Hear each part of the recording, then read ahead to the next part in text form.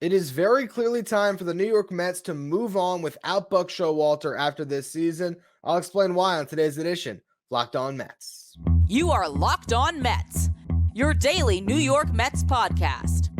Part of the Locked On Podcast Network, your team every day.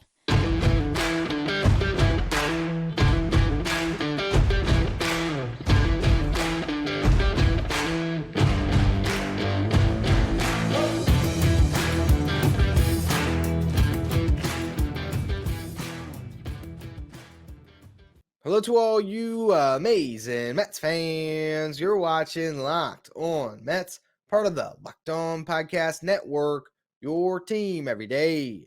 I'm your host, Ryan Finkelstein. If you want to find any of my work, follow me on Twitter at Finkelstein Ryan. You can also find some of my writing at justbaseball.com, where I work as the managing editor. Now, Buck Showalter. There was, Hello to all you amazing Mets fans. You're watching Locked On Mets, part of the Locked On Podcast Network, your team every day. I'm your host, Ryan Finkelstein. If you want to find any of my work, follow me on Twitter at Finkelstein Ryan. You can also find some of my writing at justbaseball.com, where I work as the managing editor. It was probably June, whenever Steve Cohen had his press conference in the middle of the season, where I gave up on discussing Buck Showalter really in any capacity, seriously. Didn't want to mention nitpicking managerial decisions, tried not to get too much into lineup decisions, and just stopped with the notion that the Mets had to fire him because we knew it wasn't going to happen. But the season's nearing an end, and I was made aware of some comments from Gary Cohen from a conversation he had with Buck Showalter that aired during the broadcast on Tuesday night that simply infuriated me. And I want to shout out Mike Mayer 22. He is a leader over at Metsmerize, one of the best Mets insiders you can find, and an absolute must follow on Twitter or X, whatever you want to call it these days. So he sends out a tweet talking about what Gary Cohen said, and then actually was able to post the audio of it as well. So here that is. Corbin, it's 28 home runs he's allowed this year.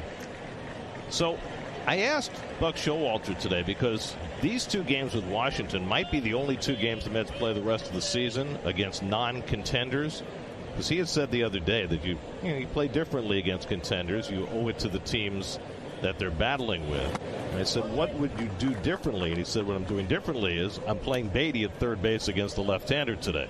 That he might not do that in a situation against a contending team. Corbin.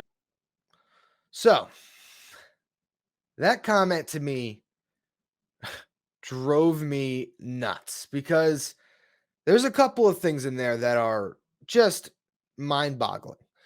We'll start with the first notion that the Mets owe something to the other contending teams, to the contending teams, that they're playing a team that's in the race, they should put their best foot forward, which is a prideful notion. It's something that you certainly will say publicly, but the onus on the manager in a season like this, where the timeline has clearly been shifted to 2024, if not 2025, is to develop the young talent that's there.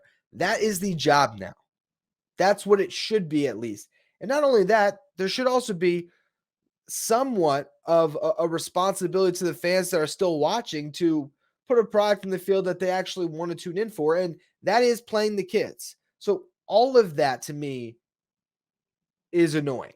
The idea that you have to play the veterans to marginally make yourself better to face the contending teams. And his example is, I probably wouldn't have played Brett Beatty tonight against the lefty, but hey, the Nationals are out of it, so we can start Beatty against the lefty. And that's where it really starts to get my blood boiling, because it makes me think that Buck Showalter, who, some people would call Hall of Fame manager, at this point, I'm certainly on the other side of that one. This guy's supposed to know baseball and supposed to be, more knowledgeable, and he carries himself with such an ego when he talks to the media. And he is so, offended when anyone dares question what the great Buck Showalter thinks. And you're telling me that to put your best foot forward, you would not start Brett Baty against a lefty? Who else is on your team, Buck? DJ Stewart, lower back tightness. He's out for this series. They didn't play him out of the game. So Tim LeCastro, the only righty they could have played, was already in the game. There's a switch hitter, Jonathan Arauz. That's the only other option that would have been a right-handed bat against the left-handed pitcher. So is that the best foot forward you could put? That's what would have helped a contender. If let's just say you were facing Justin Steele of the Cubs, you'd put Arauz out there because you're doing a service to the Marlins who are still in the race. That's what's going to make the team better. Jonathan Arauz is better than Brett Baty now against left-handed pitching. Jonathan Arauz is hitting 125 this year with the Mets. And I looked at the splits. It's too small of a sample size at the MLB level with the Mets because it's really not a lot of games. But still, even with that, a 105 hitter against lefties, 135 against righties. Both of his home runs have come from the left side. Then I was like, all right, let me give Buck the benefit of the doubt. I'm sure if I go to the minor league website and look up the AAA Syracuse stats, and I find Jonathan Arauz's numbers, he is going to be just outstanding as a right-handed batter. 763 OPS against left-handed pitching, 775 OPS against right-handed pitching. Basically the same, but better as a left-handed hitter. Mind you, I decided since I was already there, let's see what Brett Baty did in AAA this year against lefties, and he hit 357. Hit 276 against righties, had a 1.062 OPS against lefties, 996 against righties. Now, granted, of course, if you look at the MLB stats this year, Baty has struggled against left-handed pitching. His OPS is 494 compared to a 647 OPS against right-handed pitching. Has not done well against southpaws. Okay, time for him to learn. Let him get the reps. That's what the point of the rest of the season should be about. A former, top 25 prospect in baseball, depending on the outlet you look at, on how Brett Baty was considered and regarded around the game. That's the type of talent we're talking about. A guy that's supposed to become the everyday third baseman of the New York Mets, where he would hit against righties and lefties. And just talent level alone, head and shoulders better than Jonathan Arauz any day of the week against any pitcher on the planet. There's a better chance that Brett Baty runs into one or gets a hit in a big spot because, oh yeah, by the way, against Patrick Corbin, against the left-handed pitcher that Buck wouldn't have started him against if it was a contending team, he drove in 2 runs with a base hit, not to mention playing great defense at third base. And then beyond that, tonight, he has the nerve to start Omar Narvaez over Francisco Alvarez after Alvarez went 2 for 3 on Tuesday night with a walk, 3 RBIs as a 3-run homer. And it was his first home run since August 1st. So he's got a good feeling. He finally has a breakout game after a prolonged slump. Wouldn't you want to run him back out there and see if he can build off of that as part of his development? And I understand that they've been playing Alvarez less because they don't want to run him into the ground on the stretch. They understand the toll it takes on his body to play as much as he has. He's never played this many games. I understand all of that. But he had a day off on Monday and a day off on Thursday. He can play a 2-game series at whatever he is, 21 years old in the middle. And then if you want to give him a blow on Saturday in the middle of the weekend series, absolutely do it. But to bench him, that's ridiculous. The way Buck Showalter is managing this team and has managed this team all year is absolutely infuriating. And I want to spend a little more time on it. I want to talk about the game tonight and talk about Buck Showalter's history. And how in the past he's left teams and they've been better, and why the Mets maybe should hope that history repeats itself when they fire him this offseason. At least that's what I'm hoping the Mets do. And I want to continue on all of this in just a minute. Before we do, though, today's episode is brought to you by eBay Motors.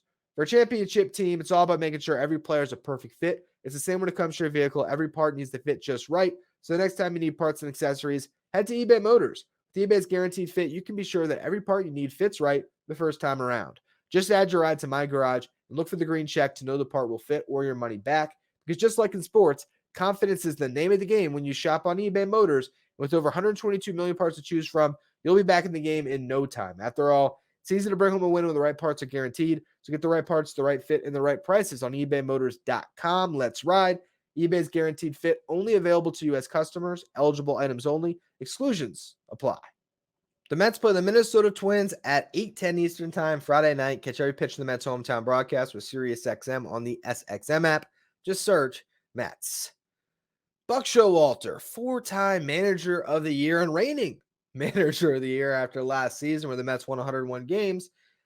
He decided to start Omar Narvaez tonight. And, you look at what fans had to tune into tonight. Luckily, there were still 3 of the quote-unquote baby Mets in the game. And those are the players that people want to watch. If there's anything that a Mets fan is tuning into down the stretch, it's watching some of these players chase milestones. Pete Alonso, 50 home runs. Brandon Nimmo now maybe 25 home runs. Francisco Lindor, a 30-30 season. Or it is all the young kids. And we got a lot of that tonight.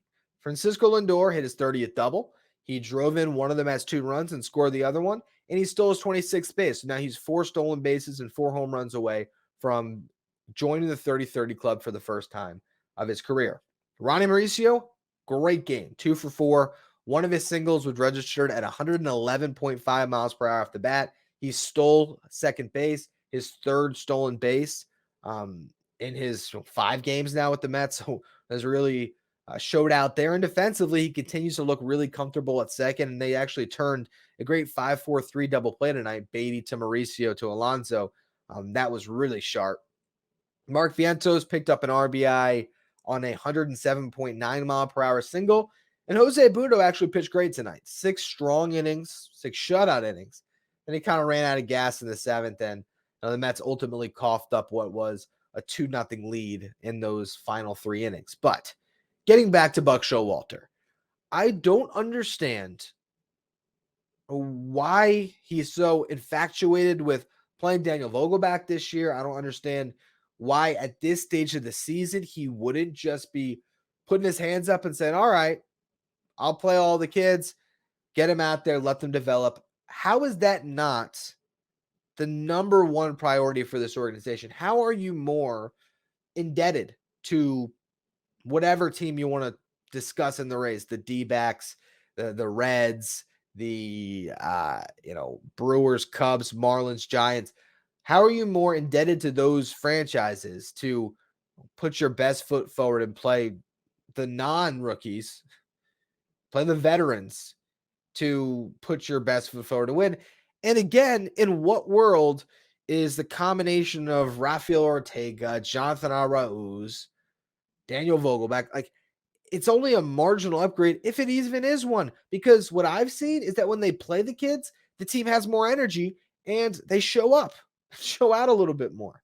So that is just something that it's so frustrating. If you are still one of the few that's still tuning in to see, the manager dig his heels in so that you can get some extra at bats and another look at Jonathan Arauz or Rafael Ortega, it just doesn't make sense. And then you get into Buck Showalter's history and whether he is just cursed to be the manager before the manager that gets the job done. And ultimately, as we go through it, I think the notion has been a bit overblown, but it is how he first made a legacy.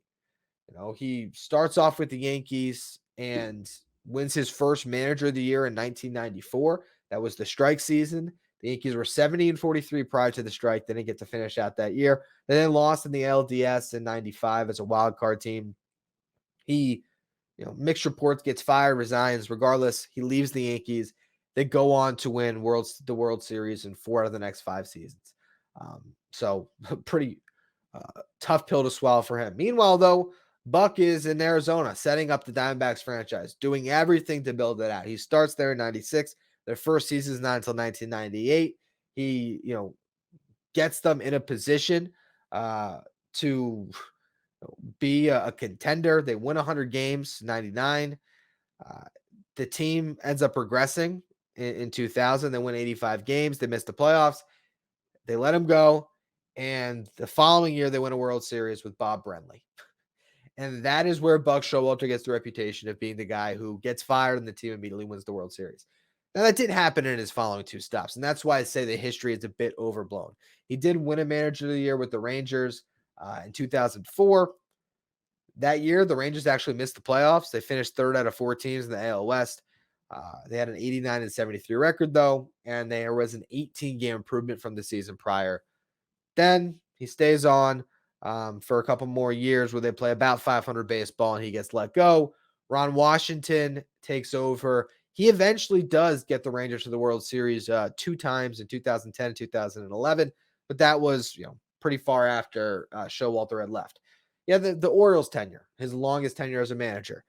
Wins Manager of the Year 2014. They made the playoffs 3 times in his 8 years there.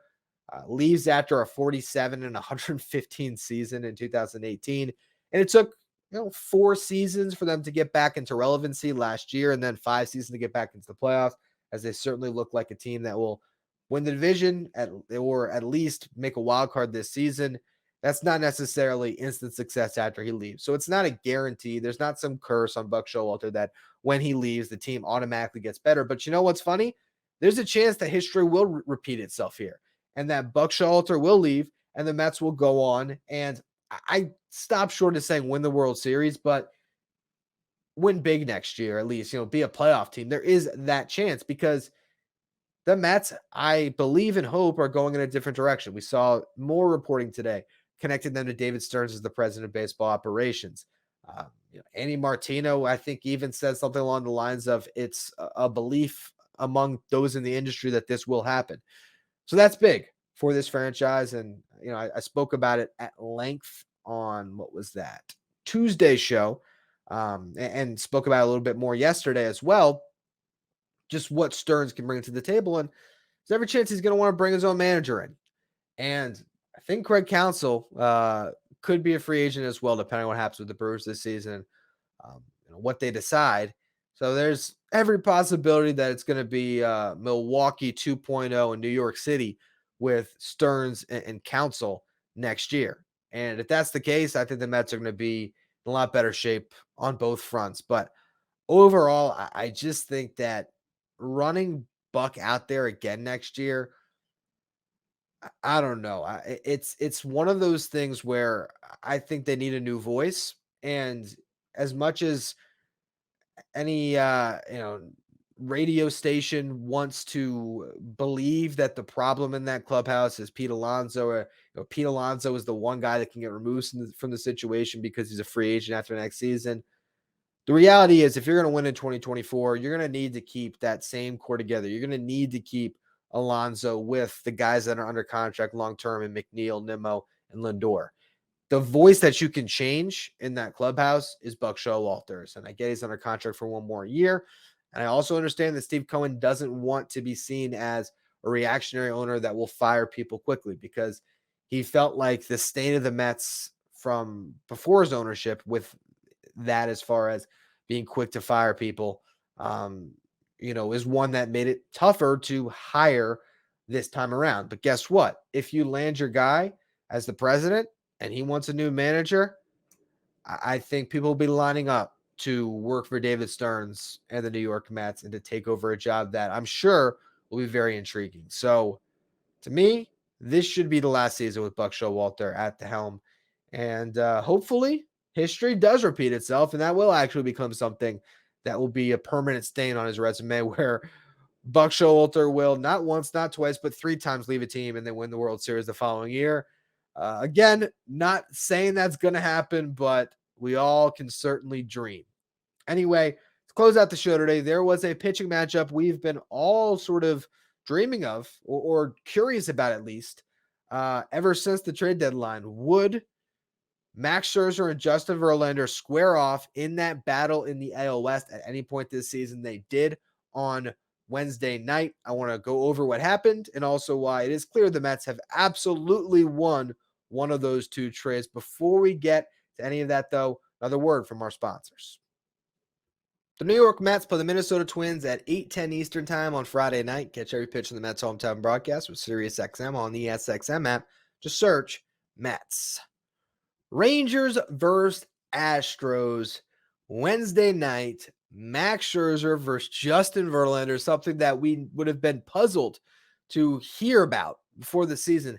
How did that happen? How did those two guys who were starting the year on the same team end up pitching against each other in the American League West? Well, we all know what happened, and here it was, a showdown of the two former co-aces of the New York Mets, also the former co-aces of the Detroit Tigers from all those years back.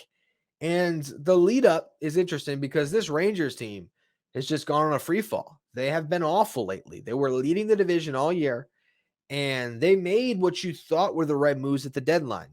They traded for Aroldis Chapman prior to it, and he pitched well early on and was a real big part in them having success leading into the deadline.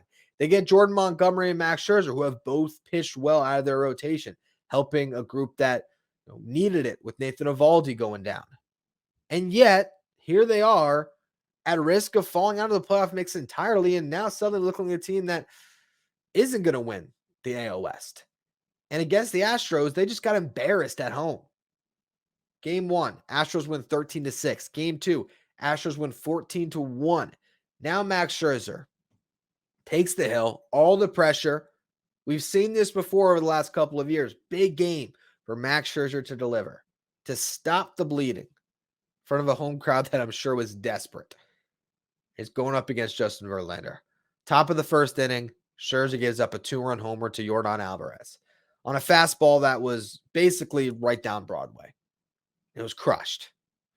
Marcus Semien ends up homering against Justin Verlander in the bottom half to cut that deficit. So Scherzer's back in the game, only losing by 1. He then costs up another run, home run to Michael Brantley on a curveball that was supposed to be on the outside corner, probably one of those, sneak a strike by a lefty curveballs that Scherzer likes to throw. And instead, it got into the inner half, right into Brantley's barrel. He drives it out for a home run. So gives that run back.